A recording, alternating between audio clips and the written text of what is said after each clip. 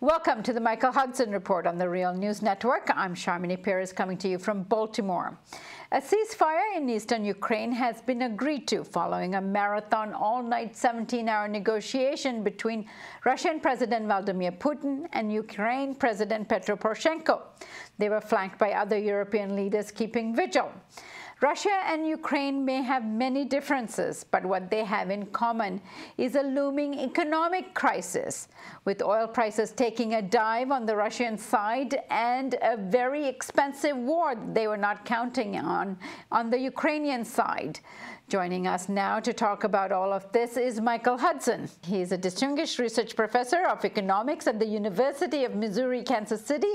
His upcoming book is titled Killing the Host: How Financial Parasites and Debt Bondage Destroyed the Global Economy. Michael, thank you as always for joining us. Good to be here. So, Michael, in a recent interview published in the National Interest magazine, you said that most media covers Russia as if it is the greatest threat to Ukraine.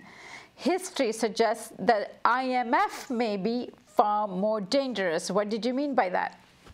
Well, the terms on which the IMF make loans, first of all, are based on austerity. The terms require more austerity and a withdrawal of all the public subsidies. Now, you have the Ukrainian population absolutely devastated. The only result of the IMF's austerity program, the conditions that it's laying down for making loans to Ukraine, is you have to repay the debts, but you don't have the ability to repay their debts. So there's only one way to do it, and that's the way that we've told Greece and other countries to do. You have to begin selling off whatever you have left of your public domain, or you have to have your leading oligarchs take on partnerships with American or European investors so that they can buy out into the monopolies in the Ukraine. So essentially, the IMF has a two-stage 1-2 punch. The punch number one is, here's the money, now you have to repay us.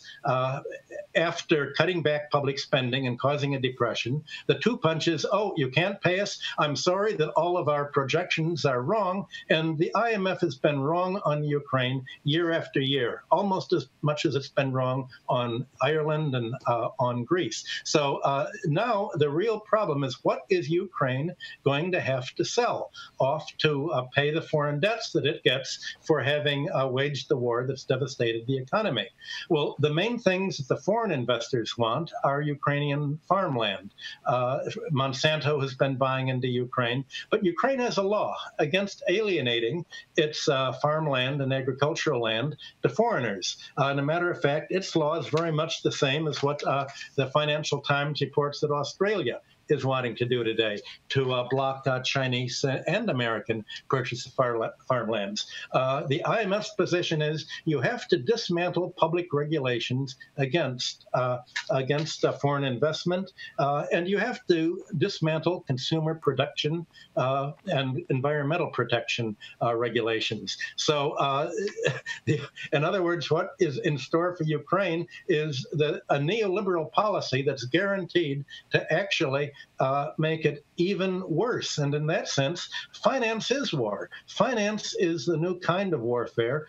Using finance and forced sell-offs in the IMF is a new kind of battlefield. So I'm not sure how all of this is going to really help Ukraine, and it promises to lead to yet another crisis down the road very, very quickly. Michael, let's unpack the depth of this crisis. Now, the war has led Ukraine into a deeper crisis. Talk about the devastation that has caused and what they have to manage in addition to what the IMF is trying to impose on them. Well, when Kiev went to war against eastern Ukraine, it fought primarily the coal mining region and the export region. 38% of Ukraine's exports are to Russia, and yet this export capacity has been bombed out of existence. And in fact, the electric companies that fuel the electricity to the coal mines have been bombed out. So Ukraine can't even supply itself with coal.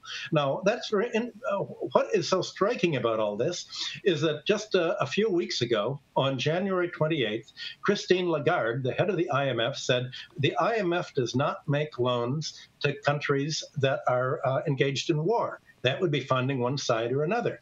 And yet Ukraine is involved in a civil war.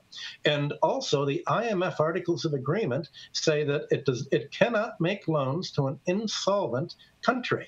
So how on earth can the IMF be part of a loan bailout for the Ukraine if, number one, it's at war. The war has to stop totally. Number two, it's insolvent. The only solution is that Ukraine will somehow scale back its debts to private investors, and that means a lot of contrarian hedge funds investors. So again, the Financial Times today has an article showing that an American investor has $7 billion of Ukraine debts and wants to speculate in it. How is Ukraine going to treat the speculators? And then finally, how is the IMF going to treat the fact that Russia's sovereign fund lent 3 billion euros to the Ukraine on harsh terms through the London agreement terms that can't be written down? Is the IMF going to insist that Russia take the same haircut that it's imposing on the hedge funds? All of this is going to be the kind of conflict that's going to take much more effort than even the solutions that we've seen over the last few days have taken on the military battlefront. And so how could Ukraine imagine getting out of this crisis? It